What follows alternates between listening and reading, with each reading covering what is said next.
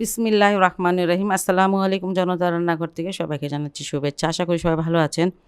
আজকে একটা ডিমের রেসিপি করব, সেটা হচ্ছে ডিমের শাসরাঙ্গা।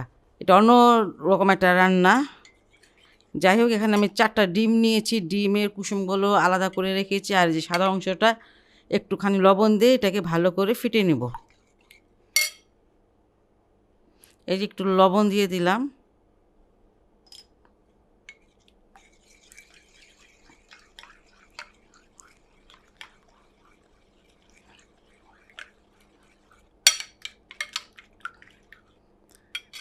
আর ফ্রাই প্যানে দিয়ে দিয়েছি কিছুটা তেল, আর এটা ভেজে নেব।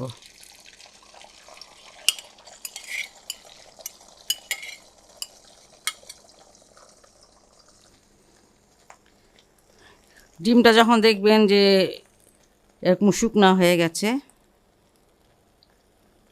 সাদা অংশটা আর নাই, শুকিয়ে গেছে, মানে ভাজার মতন হয়ে গেছে, অমলেট আকারে করব। আর এটাকে তখন আমি ফোল্ড করে নিব।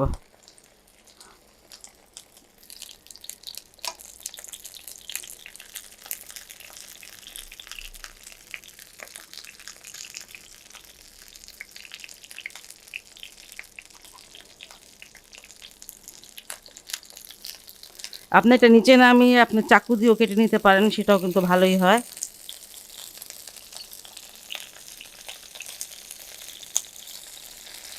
এই আমি ছোটো ছোটো করে টুকরা টুকরা করে নিলাম, আর এটা এখন আমি নামিয়ে নিব।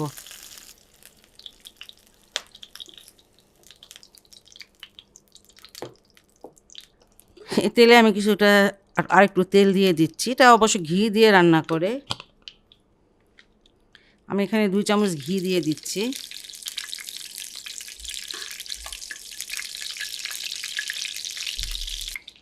আর এখানে আমি কিছুটা পেঁয়াজ দিয়ে দিচ্ছি।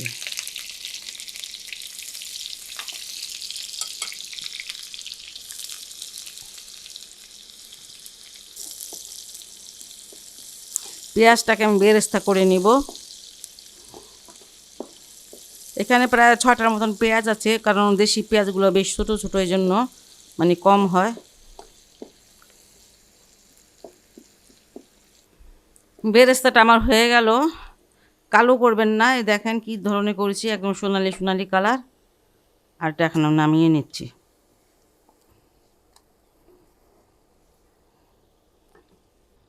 এখানে আছে 1 চামচ আদা বাটা, আর 2 টেবিল চামচ হচ্ছে পেঁয়াজ বাটা।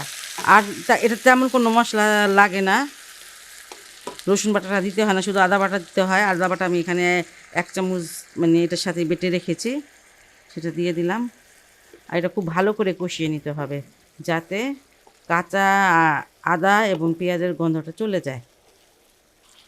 এখানে 3 টুকরো দিয়ে দিচ্ছি দারচিনি, এলাচ দানা দিচ্ছি 4টা।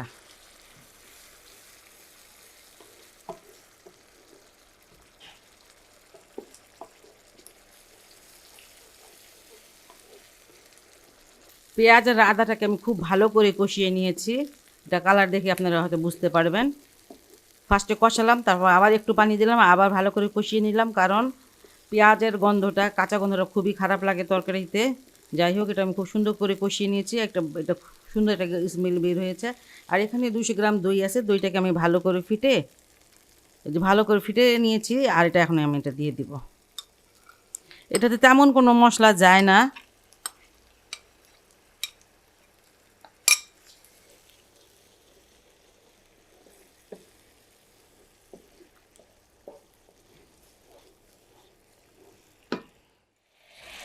বাটিটাকে ভালো করে ধুয়ে পানি দিয়ে দিবেন। এখানে বোধহয় 100 গ্রাম পানি হবে।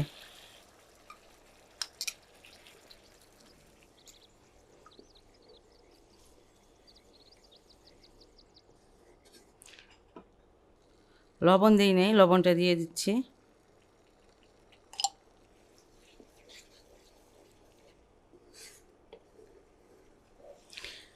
আপনারা এই ক্ষেত্রে অবশ্য চিনি দিতে পারেন, দইয়ের সাথে চিনিটা মিক্স করে দিয়ে দিবেন যারা চিনিটা খান। আমার বাসায় চিনিটা খায় না, সেজন্য আমি দিলাম না। আর চিনিটা দিলে মনে হয় ভালো লাগে, যেহেতু এটা টক দই।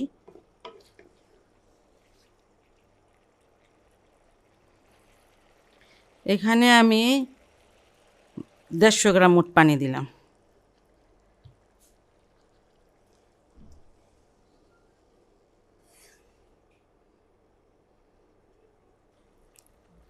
এই যে এখানে 4টা ডিমের কুসুম আছে, খুব আস্তে করে ডিমের কুসুমগুলো দিয়ে দিবেন যাতে ভেঙে না যায়।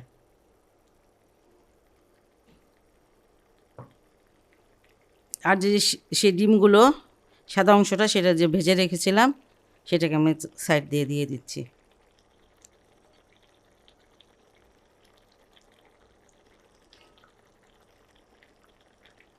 এইভাবে দিবেন যাতে কুসুমের ভিতরে না লাগে, কুসুমগুলো যেন আস্ত থাকে। বেরেস্তাগুলো দিয়ে দিচ্ছি আমি। আরেকটা জিনিস আমি দিব, এটা অবশ্যই আমি দিতে দেখি নাই, তারপরে আমি দিচ্ছি। আমি কয়টা কাঁচামরিচ দিয়ে দেবো, এটা ফ্লেভার আমার কাছে ভালো লাগে। আর একদমই ঝাল না, তো একটু ঝাল হলে ভালো লাগবে আমার কাছে মনে হয়।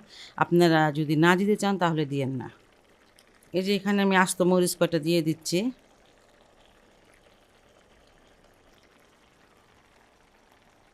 আগে যে অভিজাত যে ফ্যামিলিগুলো ছিল, যেমন জমিদার ফ্যামিলি, ওনারা এই জিনিসটা খুব খেতেন, পছন্দ করতেন। এখন এটা তেমন একটা রান্না করে না কেউ। এটা যাই হোক, এটা আমি পেলাম এক জায়গায়, এই জন্য এটা রান্না করে দিলাম, রান্না করে আপনাদের দেখালাম। সহজ এবং অনেক মজার একটি রেসিপি। আমার মনে অনেক খুব সুন্দর একটা ঘ্রাণ বের হয়েছে। একটু ঘিও দিয়ে দিলাম 1 চামচ। আপনারা রান্না করলে বুঝবেন, ডিম তো আমরা সবাই খাই, তাই না? বিভিন্ন রকম করে খাই, একদিন এইভাবে একটু রান্না করে খেয়ে দেখবেন কেমন লাগে। আশা করি অবশ্যই অনেক ভালো লাগবে। ভিন্ন রকম একটা রান্না। যাই হোক, এখন আমরা ঢেকে দিচ্ছি যাতে কুসুমগুলো সিদ্ধ হয়ে যায়। প্রায় 7-8 মিনিট পর আমি আসলাম। এখানে স্বাদ যেটা বুঝিয়েছে সেটা হচ্ছে এই যে ডিমের কুসুমগুলো, এগুলা আস্তে আস্তে করে এখন শক্ত হয়ে গেছে। এখন কিন্তু এগুলো এই যে নাড়তে পারবেন, এখন আর ভাঙার কোনো ভয় নাই। দেখতেও মাশাআল্লাহ কত ভালো লাগতেছে। তরকারিটা আমার কমপ্লিট। খুব মজা, খুব সুন্দর একটা ঘ্রাণ বেরোচ্ছে। আপনারা আমি বারবার বলতেছি এই কথাটা, আপনারা অবশ্যই এটা বাসায় ট্রাই করে দেখবেন যে খেতে কতটা ভালো লাগে। সব কিছু দিয়ে খাওয়া যাবে, আর দেখতেও মাশাআল্লাহ অনেক সুন্দর। আমার রেসিপিটি আপনাদের যদি ভালো লাগে তাহলে বাসায় অবশ্যই ট্রাই করবেন এবং আমার চ্যানেলকে লাইক, কমেন্ট, সাবস্ক্রাইব করবেন। সবাই ভালো থাকুন, সুস্থ থাকুন, নিরাপদে থাকুন, এই দোয়া করি। আল্লাহ হাফেজ।